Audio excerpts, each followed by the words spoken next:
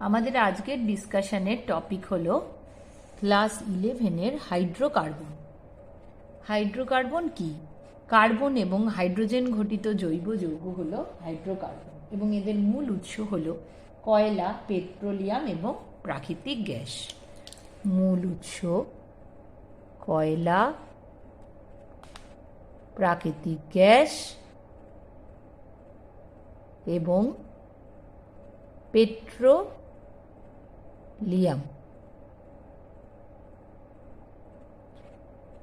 এখন এই হাইড্রোকার্বনের গঠনের ভিত্তিতে এদের শ্রেণী বিভাগ করা হয়। মূলত দুই ভাগে এদের ভাগ করা হয়, মুক্ত শৃঙ্খল এবং বদ্ধ শৃঙ্খল। মুক্ত শৃঙ্খল বা অ্যাসাইক্লিক হাইড্রোকার্বনকে আবার দুই ভাগে ভাগ করা যায়, সম্পৃক্ত ও অসম্পৃক্ত। মুক্ত শৃঙ্খল হাইড্রোকার্বন কি তার বেসিক নলেজ আমরা আগেই পেয়েছি, আগে এর উপরে ভিডিওস আছে, এমনকি ক্লাস 10-এও আমরা পড়েছি, তার উপরেও আমার ভিডিওস আছে, সেটা তোমরা দেখে নিতে পারো। তো মুক্ত শৃঙ্খল হাইড্রোকার্বন বা অ্যাসাইক্লিক হাইড্রোকার্বনের দুটি ভাগ, সম্পৃক্ত এবং অসম্পৃক্ত। সম্পৃক্ত হাইড্রোকার্বন এর মধ্যে পড়ে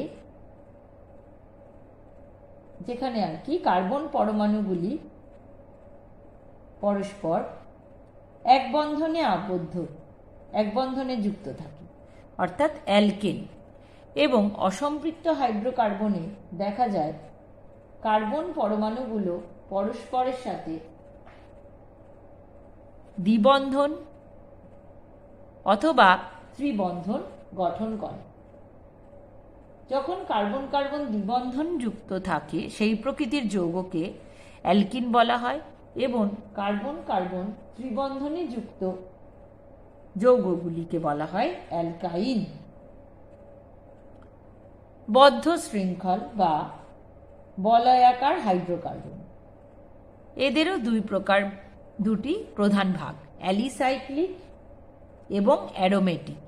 অ্যালিসাইক্লিক হাইড্রোকার্বনও আবার দুই ভাগে বিভক্ত হয়, সম্পৃক্ত এবং অসম্পৃক্ত। সম্পৃক্ত হলো সাইক্লোঅ্যালকেন এবং অসম্পৃক্ত হলো সাইক্লোঅ্যালকিন। অ্যারোমেটিক হাইড্রোকার্বনের আবার দুটি ভাগ, একটি বেনজিনয়েড এবং একটি নন বেনজিনয়েড। এই সম্বন্ধে আমরা ডিটেলসে পরে পড়ব। আমাদের আজকের ডিসকাশনের টপিক হলো অ্যালকেন। অ্যালকেন অ্যালকেন কি? অ্যালকেন হলো মুক্ত শৃঙ্খল সম্পৃক্ত হাইড্রোকার্বন।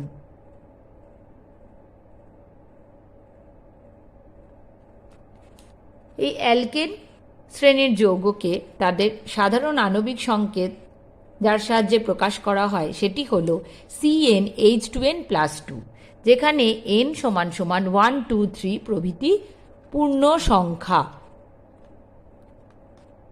এবং অ্যালকেনে কার্বন কার্বন এক বন্ধন আমরা দেখতে পাই। অ্যালকেনকে আবার একটি সাধারণ সংকেত RH এর দ্বারাও প্রকাশ করা হয়। RH বলতে কি বোঝানো হয়? এখানে আর কি? আর হলো অ্যালকিল মূলক। কিভাবে এটি প্রকাশ করা হচ্ছে দেখো, ধরা যাক মিথেন। অ্যালকেন শ্রেণীর যৌগগুলির নাম কি? Methane CH4, methane C2H6, ethane, এমনি করে C3H8, প্রোপেন, C4H10, বিউটেন প্রভৃতি। এখন RH দ্বারা এদের কিভাবে প্রকাশ করা হয়? ধরা যাক CH4, একে প্রকাশ করা হচ্ছে CH3H, তাহলে CH3 হলো আর অ্যালকিল গ্রুপ এবং H। সিমিলারলি ধরো C4H10 কে প্রকাশ করা হচ্ছে C4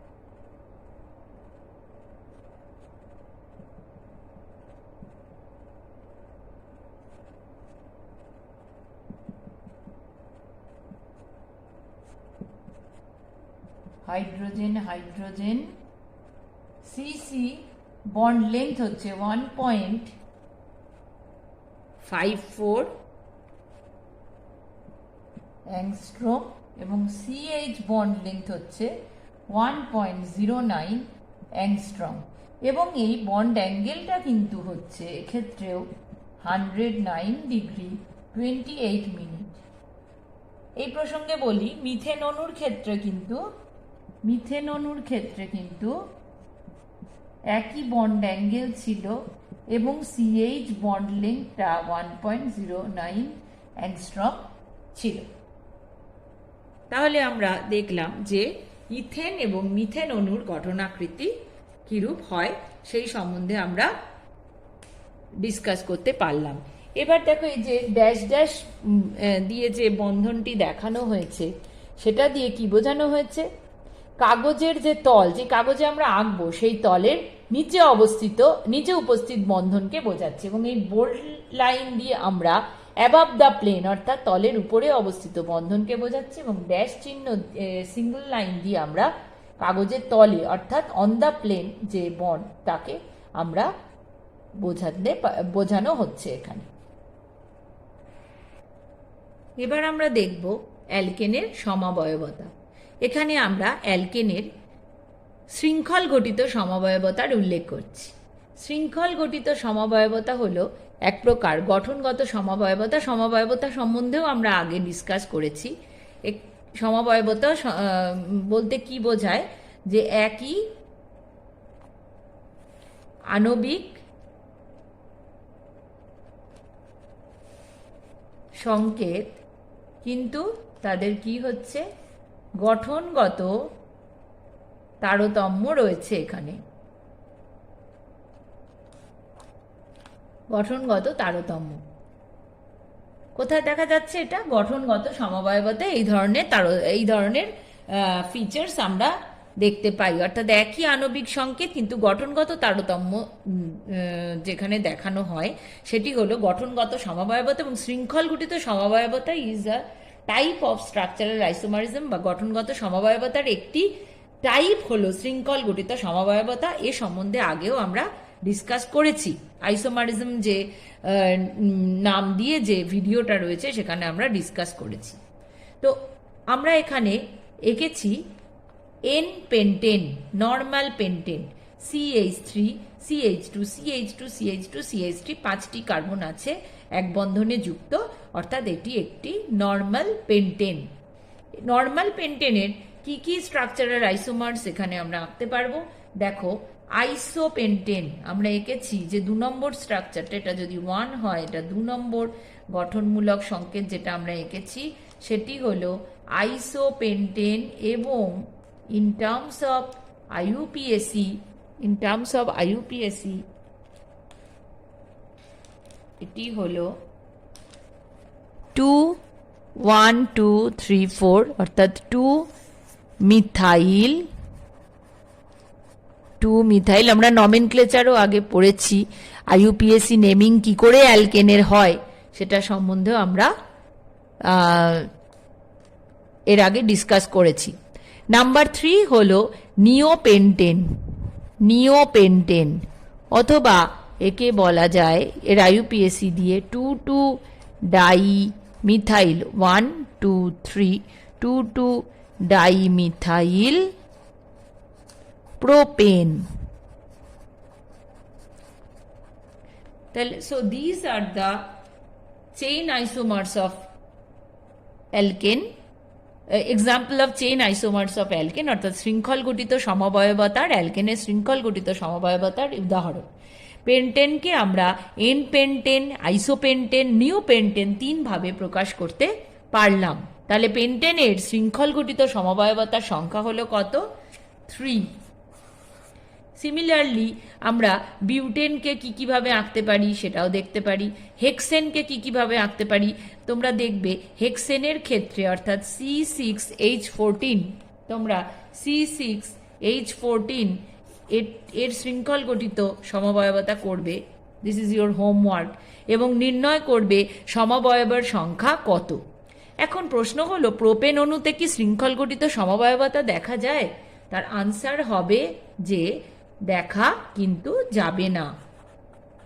কারণ কি? কারণ শৃঙ্খল গঠিত সমবায়বতা কোন ক্ষেত্রে দেখা যায় চার কিংবা তার বেশি সংখ্যক কার্বন পরমাণু যুক্ত অ্যালকেনে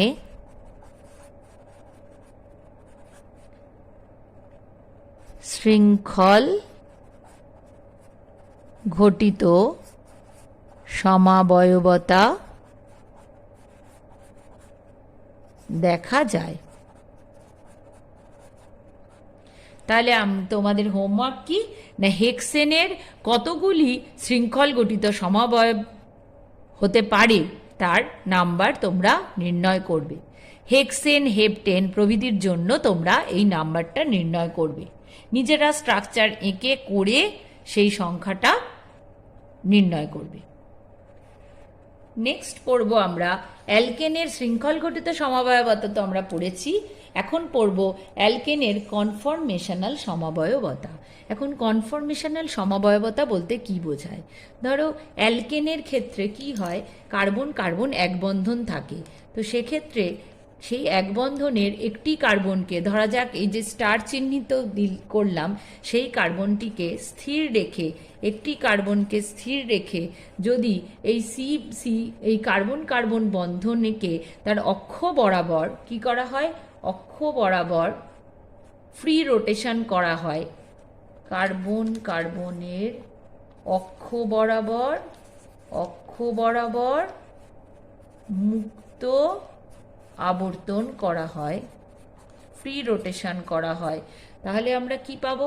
ফ্রি রোটেশন করলে আমরা পাবো অসংখ্য ত্রিমাত্রিক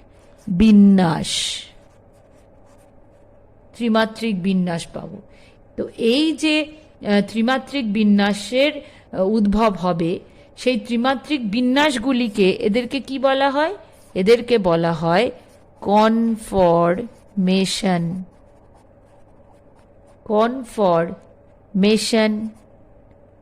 বা কি বলা হয়, আর কি বলা যায়?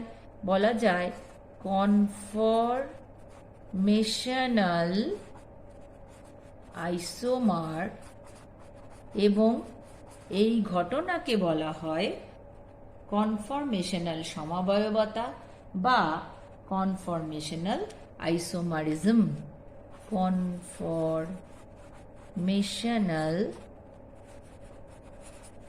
আইসোমারিজম কাকে বলে না, এই ঘটনাকে, অর্থাৎ একটি কার্বনকে স্থির রেখে যদি কার্বন কার্বন বন্ধনকে তার অক্ষ বরাবর, ধরা যাক এটি একটি কার্বন পরমাণু, একে স্থির রাখা হলো, এইভাবে একে স্থির রাখা হলো, দিয়ে যেহেতু সিগমা বন্ড ফ্রি রোটেশন সম্ভব, তাই কার্বন কার্বন এটাকে স্থির রেখে এই বন্ধনকে যদি আমি এটাকে ফিক্স ধরে রাখলাম, এটাকে ঘোরালে কি হবে, এই সিসি বন্ধনকে অক্ষ বরাবর ঘোরালে কি হবে, বিভিন্ন ত্রিমাত্রিক বিন্যাসের সৃষ্টি হবে।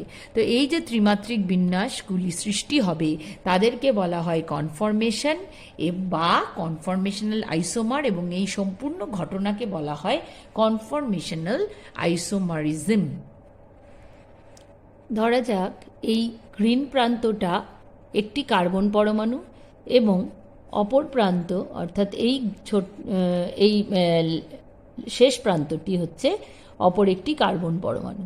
তাহলে এই কার্বন পরমাণুটাকে স্থির রেখে যদি এই সিসি বন্ডটাকে আমরা ঘোরাই, দেখবে কি হবে, এই যে লিঙ্কেজগুলো, অর্থাৎ এই কার্বন পরমাণুর যে বন্ডগুলো তার সঙ্গে সঙ্গে ঘুরে যাবে এবং অন্য একটি বিন্যাস সহ গঠন সংকেত আমরা তখন গঠন সংকেত আমরা তখন ড্র করতে পারবো, অর্থাৎ ত্রিমাত্রিক বিন্যাসটা তার আলাদা হবে। কিভাবে বোঝা যায় দেখো, এই প্রান্তটাকে আমি স্থির রেখেছি, এবং এই বন্ডটাকে ঘোরাচ্ছি, দেখো এই নীল রং করা প্রান্তটা কিন্তু ক্রমশ ঘুরছে এবং নিচে চলে যাচ্ছে, এবং আবার আরও যত রোটেট করব এটি সম্পূর্ণভাবে ঘুরে আবার পুনরায় একই জায়গায় চলে আসবে।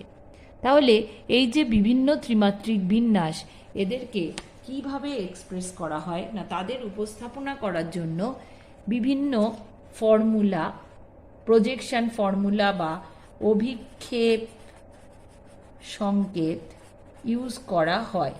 কি কি আমরা একটু একটু করে নাম লিখব এবং সেটা এক্সপ্লেন করব। নাম্বার 1 হচ্ছে ফ্লাইং ওয়েজ,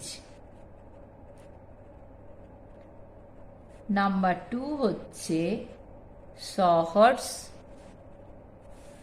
নাম্বার 3 হচ্ছে ফিশার এবং নাম্বার 4 হচ্ছে নিউম্যান।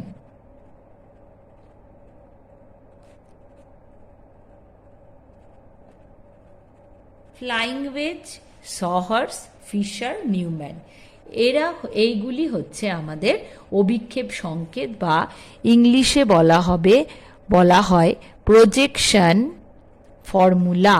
এবং এদের প্রয়োজনীয়তাটা কি না, এই যে বিভিন্ন ত্রিমাত্রিক বিন্যাস, সেই ত্রিমাত্রিক বিন্যাসকে উপস্থাপনা করতে এই ধরনের ফর্মুলা কেন লাগছে না, আমরা তো 3 ডাইমেনশনালি তাকে দেখাতে পারছি না, আমরা খাতায় বা বইয়ের পাতায় এদেরকে রিপ্রেজেন্ট করছি, তাই তখন এই ধরনের অভিক্ষেপ সংকেত বা প্রজেকশন ফর্মুলার হেল্প নিয়ে আমরা তাদের রিপ্রেজেন্ট করতে পারবো। তো আমরা কি করব, ইথেনের ক্ষেত্রে এই প্রজেকশন ফর্মুলাগুলো এঁকে এঁকে সেটা আমরা দেখব যে কীরকমভাবে তাদের আঁকা যায়। প্রথমে আমি দেখো আমরা আঁকবো হচ্ছে sawhorse projection formula. Sawhorse, SAWHORS projection formula. কার জন্য আঁকছি আমরা? ইথেনের জন্য। কিভাবে আঁকতে হবে না, দেখো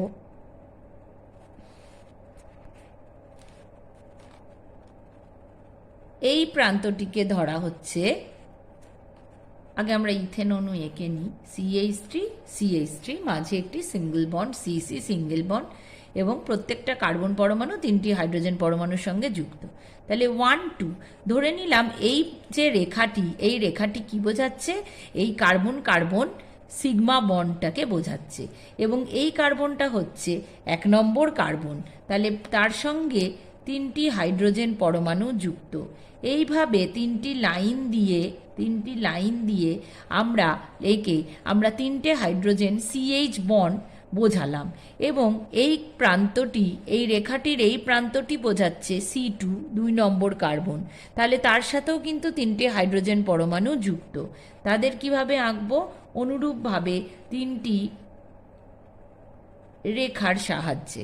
এখন এই যে স্ট্রাকচারটা, এই স্ট্রাকচারটাকে বলা হচ্ছে বা এই প্রজেকশন ফর্মুলার সাহায্যে এই যে কনফরমেশনটা আমরা এঁকেছি ত্রিমাত্রিক বিন্যাস, তাকে বলা হয় এক্লিপস মানে তোমরা জানো গ্রহণ হওয়াকে। সূর্যগ্রহণ, চন্দ্রগ্রহণ আমরা জানি। সূর্যগ্রহণ বা চন্দ্রগ্রহণে কি হয়, একটির উপর অপরটি আপতিত হয়, তো এটিকে বলা হয় এক্লিপস কনফরমেশন। এবং এর যদি এই C1 কার্বনকে স্থির রেখে এই CC বন্ধনটিকে কি করা হচ্ছে না, বন্ধনটিকে তার অক্ষ বরাবর ফ্রি রোটেশন করা হয় তাহলে, বা মুক্ত আবর্তন করা হয়, তাহলে দেখো কি হবে, অপর একটি ত্রিমাত্রিক বিন্যাস আমরা পাবো বা একটি কনফরমেশন আমরা পাবো। সেটা কিরম দেখতে হবে? এই হলো প্রথম কার্বনটা, যেটাকে আমরা স্থির রেখেছি, তাই সেটি স্থির আছে, তার সাথে 3টি হাইড্রোজেন যেভাবে ছিল সেভাবেই আছে। পিছনের কার্বনটার ক্ষেত্রে কিন্তু বন্ধন, এই সিসি বন্ডের ফ্রি রোটেশনের ফলে প্রত্যেকটি হাইড্রোজেন পরমাণু কিন্তু নির্দিষ্ট কোণে তাদের ঘূর্ণন হয়েছে এবং তার ফলে নতুন যে স্ট্রাকচারটা হবে, এই হাইড্রোজেন পরমাণুটা এখানে ঘুরবে, এই হাইড্রোজেন পরমাণুর এখানে শিফট, এর এখানে শিফট এবং এর এই দিকে শিফট হবে। সুতরাং আমরা এই ধরনের একটি স্ট্রাকচার পাবো বা এই ধরনের একটি প্রজেকশন ফর্মুলার সাহায্যে আমরা এই স্ট্রাকচারটাকে, এই কনফরমেশনটাকে পাবো, বা সরি আইসোমারটাকে পাবো। এর নাম হলো স্ট্যাগার্ড। এই কনফরমেশনের নাম বা এই কনফরমেশনাল আইসোমারের নাম হলো staggered.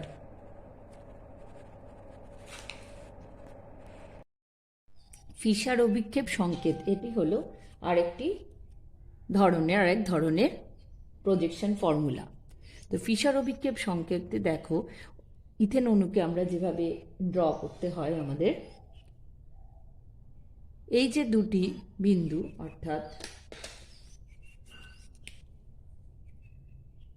This one and this one, এই দুটো বিন্দু কার্বন পরমাণুকে বোঝাচ্ছে, অর্থাৎ এইভাবে রয়েছে সি সি সি, এগুলো হলো হাইড্রোজেন পরমাণু। দেখো এখানে ABCD দিয়ে আমি আলাদা করে চিহ্নিত করেছি।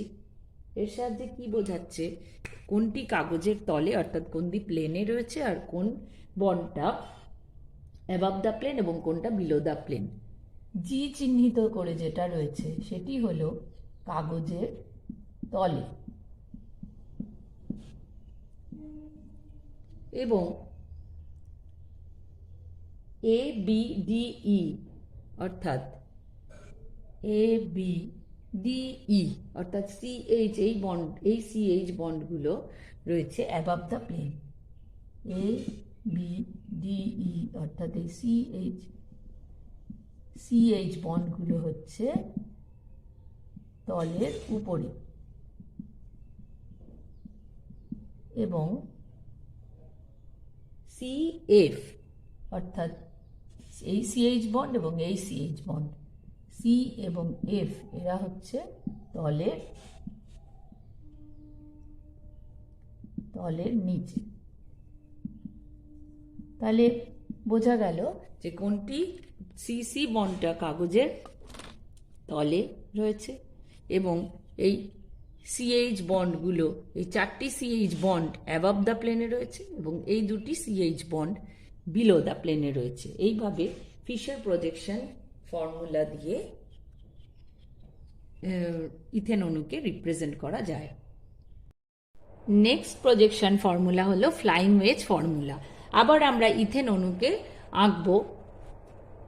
কার্বন কার্বন বন্ধনটা আমরা এঁকেছি এবং প্রত্যেকটা কার্বন পরমাণু তিনটি হাইড্রোজেনের সঙ্গে যুক্ত আছে।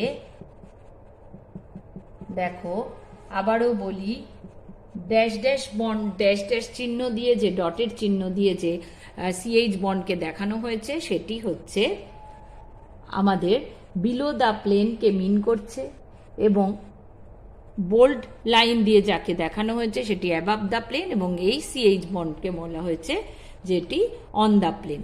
তাহলে যদি এই কার্বন পরমাণুটাকে স্থির রেখে এই CC বন্ডের কি করা হচ্ছে, বন্ধনের অক্ষ বরাবর মুক্ত আবর্তন করা হয়, তাহলে আমরা যে কনফরমেশনটিকে পাবো সেটি হলো কিসের সাহায্যে আমরা করছি, ফ্লাইং ওয়েজ প্রজেকশন ফর্মুলার সাহায্যে আমরা করছি।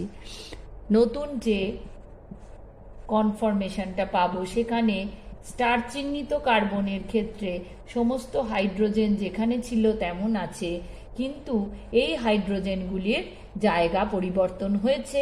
কেন কি, এদের ক্ষেত্রে রোটেশন হয়েছে এই বন্ডের, তার ফলে এই হাইড্রোজেনটা চলে যাবে এখানে, এ চলে আসবে এখানে এবং এ চলে আসবে উপরের দিকে। তখন নতুন লিঙ্কেজগুলি কিরম হবে, হাইড্রোজেন এবং hydrogen. So these two are the conformational isomers.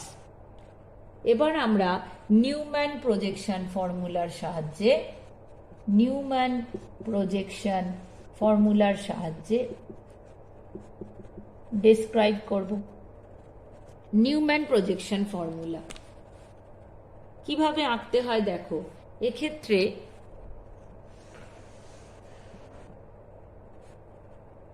এই বিন্দুটি দিয়ে আমরা একটি কার্বনকে বোঝাচ্ছি এবং এই বৃত্তটি দিয়ে আমরা অপর একটি কার্বনকে বোঝাচ্ছি। অর্থাৎ সামনের বিন্দু দিয়ে আমরা সামনের কার্বন পরমাণুকে বোঝাচ্ছি এবং এই বৃত্ত দিয়ে আমরা পিছনের কার্বন পরমাণুকে বোঝাচ্ছি এবং তার হাইড্রোজেন পরমাণুগুলি, সেই কার্বনের সঙ্গে যুক্ত হাইড্রোজেন পরমাণুগুলিকে বৃত্তের পরিধিতে আমরা তাদের বৃত্তের পরিধিতে আমরা প্রজেক্ট করতে পারবো। কিভাবে সেটা হবে দেখো, আমরা ইথেনকে আগে ড্র করি, তাহলেই বুঝতে পারবে। সামনের কার্বন পরমাণু, তার সঙ্গে 3টি হাইড্রোজেন পরমাণু যুক্ত। এইভাবে পিছনের যে কার্বন পরমাণুটি, সেই পিছনের কার্বন পরমাণুর সঙ্গেও কিন্তু 3টি হাইড্রোজেন পরমাণু যুক্ত। তাদের আমরা পরিধিতে তাদের অবস্থান দেখিয়েছি। সামান্য একটু গ্যাপ রেখেছি বোঝানোর জন্য। তাহলে এই বিন্দুর সাহায্যে আমরা সামনের কার্বনকে বুঝিয়েছি, বৃত্তের সাহায্যে পিছনের কার্বনকে বুঝিয়েছি এবং হাইড্রোজেন পরমাণুগুলিকে পরিধিতে তাদের বোঝানো হয়েছে তাদের অবস্থান। এবার এই পিছনের যে কার্বন পরমাণু, যেহেতু সামনের কার্বন পরমাণুটাকে আমরা যদি স্থির রাখি, স্থির রেখে এই সিসি বন্ডকে আমরা ঘূর্ণন করেছি, ফ্রি রোটেশন দিয়েছি ঠিক আগের মতোই, তাহলে কি হবে, পিছনের যে কার্বন পরমাণু, সেই কার্বন পরমাণুর সাথে যে হাইড্রোজেন পরমাণুগুলি যুক্ত, তাদের কি হবে, তাদেরও কিন্তু ঘূর্ণন ঘটবে। অর্থাৎ এই কার্বনটি স্থির আছে, কিন্তু পিছনের কার্বন এবং এই কার্বনের মধ্যের যে বন্ড, সেই বন্ধনের রোটেশন হয়েছে, তার ফলে সেই পিছনের কার্বনের সঙ্গে যুক্ত হাইড্রোজেন পরমাণুগুলিরও ঘূর্ণন ঘটেছে এবং তখন আমরা একটা নতুন কনফরমেশনাল আইসোমার পাব। কিভাবে সেটা হয় দেখো, আমি অন্য একটি কালি দিয়ে এই ঘূর্ণনটিকে বোঝানোর চেষ্টা করছি। সামনের কার্বনটা ফিক্সড হয়ে রয়েছে এবং এদের ঘূর্ণন ঘটেছে। কত ডিগ্রি কোণে ঘূর্ণন করছে আমরা সেগুলো পরে দেখছি। আপাতত অ্যাঙ্গেল এদিকে ঘুরছে, এদিকে রোটেশন ঘটছে এবং এই হাইড্রোজেন পরমাণুটি এদিকে ঘুরছে, এই হাইড্রোজেন পরমাণুটি এদিকে ঘুরছে। সুতরাং নতুন যে কনফরমেশনটি আমরা পাবো, সেই কনফরমেশনটা কীরকম দেখতে হবে, সেটি হলো বৃত্ত, সামনের কার্বন পরমাণুর কোনো পরিবর্তন হবে না, পিছনের কার্বন পরমাণুতে পরিবর্তন হবে। তো এই স্ট্রাকচারটিকে আমরা বলবো এক্লিপসড এবং এটিকে আমরা বলবো স্ট্যাগার্ড। এক্লিপস, স্ট্যাগার্ড, এই কথাগুলোকে আমরা ইংলিশেও লিখতে পারি, ইংলিশ টার্মে, এবং কিংবা বাংলায় বানান করে আমরা লিখতে পারি। এখন তাহলে কি বোঝানো গেল, ইথেন অণুর ক্ষেত্রে কার্বন পরমাণুগুলোকে একটিকে বিন্দুর সাহায্যে অপরটিকে এই বৃত্তের সাহায্যে এক্সপ্রেস করা হয়েছে এবং সামনের কার্বন পরমাণুকে ফিক্স রেখে পিছনের কার্বন পরমাণুর ঘূর্ণন ঘটছে। সিসি বন্ডের ঘূর্ণনের সাথে সাথে সেই পিছনের কার্বন পরমাণুর সঙ্গে যুক্ত হাইড্রোজেন পরমাণুগুলিও কিন্তু তাদের ঘূর্ণন হচ্ছে। এখন একে এক্লিপস স্ট্রাকচার বলা হয়। কেন এক্লিপস স্ট্রাকচার বলা হয় না, এই স্ট্রাকচারে, এই কনফরমেশনে আমরা কি দেখছি, ইথেন অণুতে একটি মিথাইল গ্রুপের 3টে হাইড্রোজেন পরমাণু, পিছনের যে মিথাইল গ্রুপ, ইথেন কিভাবে আঁকা যায়, CH3। তাহলে আমি যদি বলি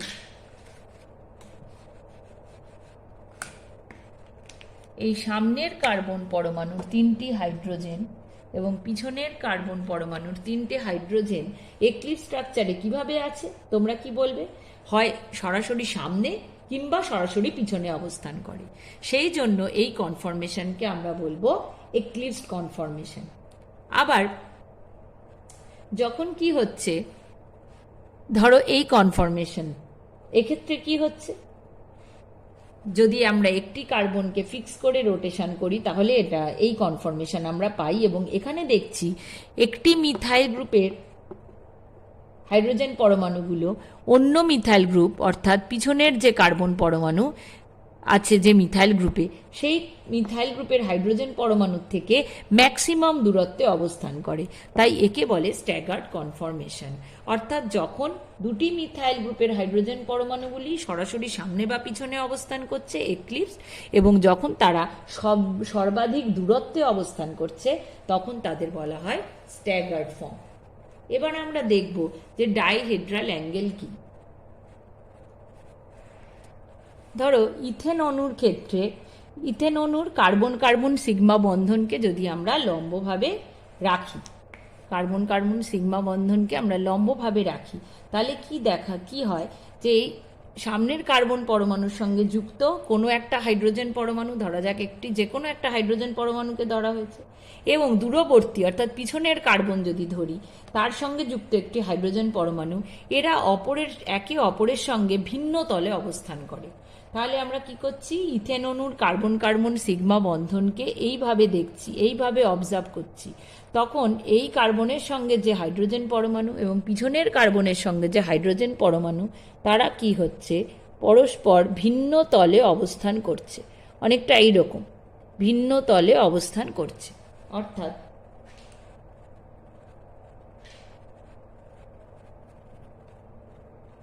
ধরা যাক এটা ইথেন অণুর কার্বন কার্বন সিগমা বন্ড, এবং এই নীল পেনটা আর গ্রিন পেনটা দুটি হাইড্রোজেন পরমাণু, যে কোনো একটি হাইড্রোজেন পরমাণু দুটি কার্বনের সঙ্গে যুক্ত। তারা কি হচ্ছে, তারা ভিন্ন তলে অবস্থান করছে, এবং তাহলে ওই ভিন্ন তলে থাকা বা ভিন্ন প্লেনে থাকা সিএইচ বন্ডগুলি, তাদের মধ্যে সেই দুটি তলের মধ্যে যে কোণ সৃষ্টি হয় তাকে বলা হয় ডাইহেড্রাল অ্যাঙ্গেল। এই ডাইহেড্রাল অ্যাঙ্গেল বা ডাইহেড্রাল কোণকে আমরা কি দিয়ে প্রকাশ করি, ফাই চিহ্নের সাহায্যে প্রকাশ করি। তাহলে আমরা যে একটু আগে নিউম্যান প্রজেকশনে এক্লিপসড এবং স্ট্যাগার্ড কনফরমেশন ড্র করেছি, সেখানে ডাইহেড্রাল অ্যাঙ্গেলের মান কত হবে আমরা দেখে নিই। তাহলে এক্লিপসড কনফরমেশনে আমরা ডাইহেড্রাল অ্যাঙ্গেল পাচ্ছি হচ্ছে 0 ডিগ্রি। অর্থাৎ এখানে যে কার্বন পরমাণু দুটির সঙ্গে যুক্ত হাইড্রোজেন পরমাণুগুলি রয়েছে তাদের যে ভিন্ন ভিন্ন তল, তার মধ্যে কোণ হচ্ছে 0 ডিগ্রি। এবং স্ট্যাগার্ড কনফরমেশনে এই ডাইহেড্রাল অ্যাঙ্গেলের মান হচ্ছে 60 ডিগ্রি। কারণ এই ফর্ম থেকে এই ফর্মে আসতে গেলে পিছনের যে CH3 গ্রুপ, সেই CH3 গ্রুপের কি হয়েছে, CH3 গ্রুপের 60 ডিগ্রি আবর্তন হয়েছে। এখন এই এক্লিপস ফর্ম, যেখানে ডাইহেড্রাল অ্যাঙ্গেলের মান 0 ডিগ্রি হচ্ছে, সেখানে আমরা দেখতে পাচ্ছি যে ওই কার্বন হাইড্রোজেন যে বন্ডগুলি রয়েছে, পিছনের যে কার্বন হাইড্রোজেন বন্ড এবং সামনের যে কার্বন হাইড্রোজেন বন্ড, প্রতি CH বন্ধনের ইলেকট্রনগুলির মধ্যে একটা বিকর্ষণ বল কাজ করে, এবং হাইড্রোজেন পরমাণুগুলো ইটসেলফ তারা এক্লিপস ফর্মে থাকার দরুন, অর্থাৎ ঠিক এক্স্যাক্টলি সামনে বা পিছনে থাকার জন্য তাদের মধ্যেও একটা বিকর্ষণ বল সৃষ্টি হয়। এই বিকর্ষণ বল এক্লিপস ফর্মের কি করে, স্থিতিশীলতা কম হয়।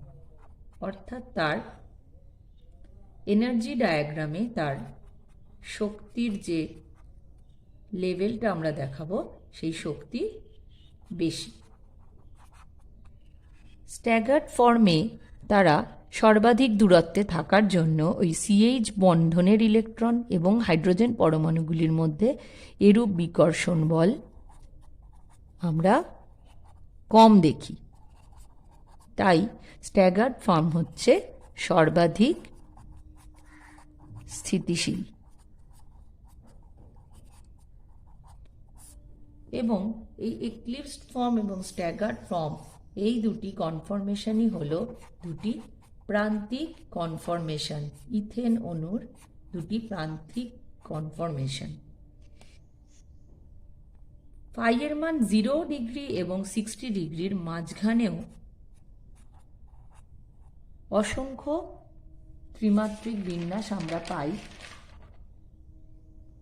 এর মধ্যবর্তী মানের ডাইহিড্রাল অ্যাঙ্গেল বিশিষ্ট অসংখ্য কনফরমেশন আমরা পাই। সেই কনফরমেশনগুলিকে বলা হয় স্কিউ কনফরমেশন।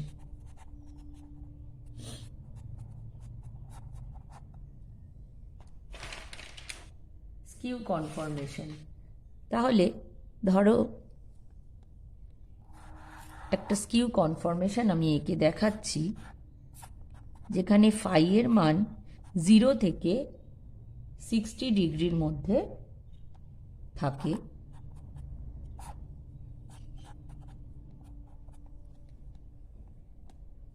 ফাইয়ের মান লেস দেন 60 ডিগ্রি এবং গ্রেটার দেন 0 ডিগ্রি। তাহলে এই কনফরমেশনকে আমরা বলবো স্কিউ কনফরমেশন। এর স্থিতিশীলতা এক্লিপস ফর্মের থেকে বেশি হবে, কিন্তু স্ট্যাগার্ড ফর্মের থেকে কম হবে। তাহলে আমরা দেখি যে ইথেন অণুতে এইভাবে সামনের কার্বন পরমাণুকে স্থির রেখে পিছনের কার্বন পরমাণুকে যদি রোটেট করে, অর্থাৎ সিসি বন্ডের রোটেশনের ফলে কতগুলি কনফরমেশনাল আইসোমার আমরা পাচ্ছি। প্রথম আইসোমারটিকে আমরা দেখো এখানে ড্র করেছি। যদিও এখানে হাইড্রোজেনগুলি সবই আইডেন্টিক্যাল বা অভিন্ন, কিন্তু তাও বোঝানোর জন্য আমি আলাদা করে এ বি সি দিয়ে লেবেল করেছি। তাহলে ফার্স্ট 60 ডিগ্রি রোটেশনে আমরা কোন কনফরমেশন পাচ্ছি? দেখো, এইচ এর রোটেশন এইদিকে 60 ডিগ্রি, এইচ বির রোটেশন এইদিকে 60 ডিগ্রি, এইচ সির রোটেশন এইদিকে 60 ডিগ্রি। সুতরাং আমরা এই কনফরমেশনটা পাবো। নেক্সট দেখো, আবার 60 ডিগ্রি রোটেশন আমরা ড্র করছি, অর্থাৎ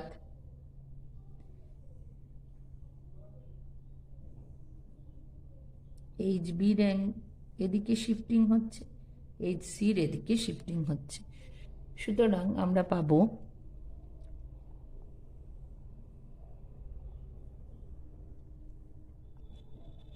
প্রথমটা পেলাম আমরা এক্লিপস স্ট্রাকচার, তারপরেরটা আমরা পেলাম স্ট্যাগার্ড স্ট্রাকচার। এখন আমরা কোন স্ট্রাকচার পাবো? সামনের কার্বনের হাইড্রোজেন কিন্তু ফিক্সড রয়েছে। এইচ বি রোটেট হয়ে এখানে চলে এসছে, অর্থাৎ এই হাইড্রোজেনের অলমোস্ট পিছনে। এইচ এ রোটেট হয়ে এখানে চলে এসছে এবং এইচ সি রোটেট হয়ে এখানে চলে এসছে। সুতরাং আবার আমরা কি পেলাম? একটা এক্লিপস স্ট্রাকচার। আমি ইএস বলে ইসি এক্লিপসড কনফরমেশন ইসি বলে এটা লিখলাম। নেক্সট আবার 60 ডিগ্রি রোটেশন, এইচ সি এদিকে, এইচ এ এদিকে রোটেট করছে, এইচ বি এদিকে যাচ্ছে।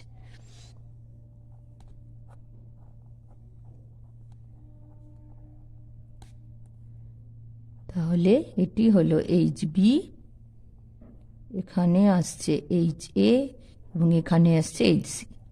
এটা আবার একটি স্ট্যাগার্ড কনফরমেশন। তাহলে লিখছি আমরা স্ট্যাগার্ড কনফরমেশন এস সি।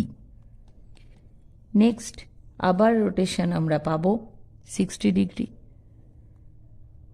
দিকে এইচ এ এদিকে,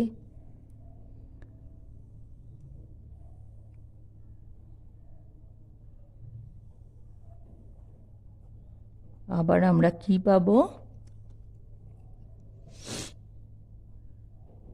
এইচ এ, এখানে আসছে এইচ বি এবং এখানে আসছে এইচ সি, অর্থাৎ আবার একটি এক্লিপসড কনফরমেশন আমরা পাচ্ছি।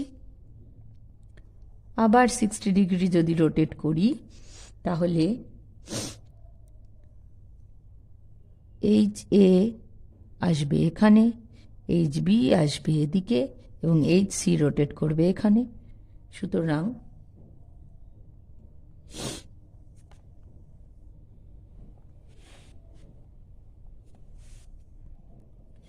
তাহলে আবার একটা আমরা এখানে কি পেলাম, স্ট্যাগার্ড কনফরমেশন, এবং তাকে আবার 60 ডিগ্রি রোটেট করে আমরা পেলাম একটা এক্লিপসড কনফরমেশন। এখন দেখো আমি যদি নাম্বারিং করি 1 2 3 4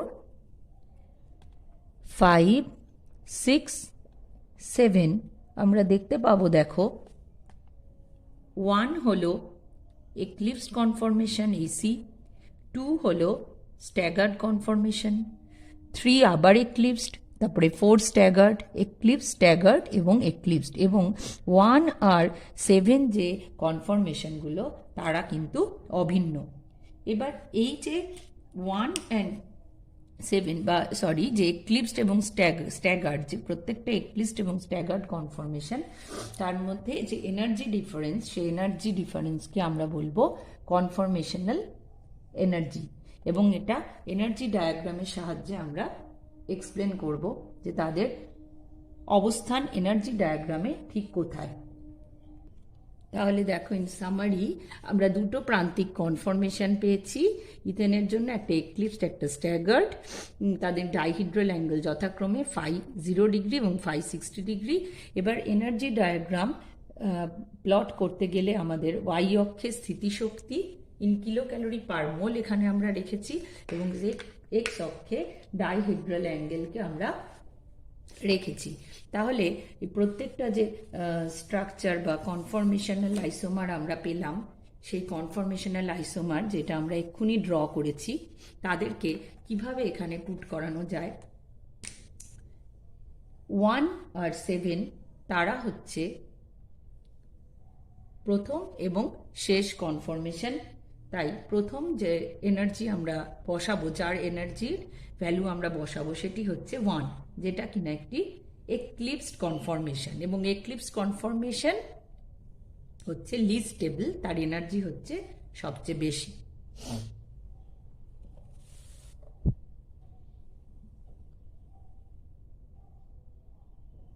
তাহলে এটা হলো নাম্বার 1 স্ট্রাকচার। 60 ডিগ্রি রোটেশনের পর সে তৈরি করছে একটা স্ট্যাগার্ড কনফরমেশন, সেটা হলো নাম্বার 2। আবার 60 ডিগ্রি রোটেশনের পর সে তৈরি করছে একটা এক্লিপস স্ট্রাকচার। এই লেভেলটা কিন্তু সমান থাকবে। তারপরে আবার 60 ডিগ্রির পর সে তৈরি করছে স্ট্যাগার্ড ফর্ম, এটা 3, এটা হলো 4। নেক্সট রোটেশন দিচ্ছে আবার একটা এক্লিপস ফর্ম, তারপরে আবার আসছে একটা স্ট্যাগার্ড ফর্ম, সবই after each 60 degree rotation, number 6। আর লাস্ট হচ্ছে আবার একটা এক্লিপস ফর্ম, নাম্বার 7। দেখা যায় যে এই যে এনার্জির ডিফারেন্সটা, অর্থাৎ এটা হলো কি ইসি, এটা হলো এসসি, ইসি এসসি, এমনি করে বাকিগুলো আমরা লিখতে পারবো। তো এই যে এনার্জি ডিফারেন্সটা এক্লিপস ফর্ম এবং স্ট্যাগার্ড ফর্মের, তার মান নিয়ারলি 3 কিলো ক্যালোরি পার মোল। তাহলে এইভাবে আমরা পোটেনশিয়াল এনার্জি ডায়াগ্রাম, এই যে চিত্রটার নাম কি, যে ইথেন অণুর স্থিতিশক্তির পরিবর্তনের চিত্র। ইথেন অণুর স্থিতিশক্তি কিভাবে বিভিন্ন ত্রিমাত্রিক বিন্যাস, তাদের স্থিতিশক্তির পার্থক্য, এবং কিভাবে সেই বিন্যাসগুলো আমরা ড্র করতে পারছি সেটা আমরা এই ডিসকাশন থেকে জানতে পারলাম, এবং আমরা আশা করি নিজেরা ডাইহিড্রাল অ্যাঙ্গেল মেনশন করে বিভিন্ন কনফরমেশনাল আইসোমারগুলো ইন্ডিপেন্ডেন্টলি ড্র করতে পারবো। এবং এই পোটেনশিয়াল এনার্জি ডায়াগ্রাম আমাদের কি বুঝিয়ে দিচ্ছে যে এক্লিপস ফর্মটা লিস্ট স্টেবল এবং স্ট্যাগার্ড ফর্মটা ম্যাক্সিমাম স্টেবল বা মোস্ট স্টেবল। বিউটেন অণু বা অন্য ইথেন ব্যতীত অন্যান্য অণুর ক্ষেত্রে কিন্তু এই আইসোমারের সংখ্যাটা, এই আইসোমারের রোটেশন এবং তার যে পোটেনশিয়াল এনার্জি ডায়াগ্রামটা সেটা কিন্তু একই রকম হবে না। অর্থাৎ সেখানে কিন্তু শুধু এক্লিপসড, শুধু স্ট্যাগার্ড কনফরমেশন থাকবে না, পার্শিয়ালি এক্লিপসড এবং অ্যান্টি স্ট্যাগার্ড, গজ স্ট্যাগার্ড ইত্যাদি বিভিন্ন কনফরমেশনাল আইসোমার আমরা সেখানে পাব। তো ফার্দার আমরা সেই স্টাডিটা আমরা নেক্সট সেশনে কিন্তু সেটা নিয়ে আমরা ডিসকাস করব।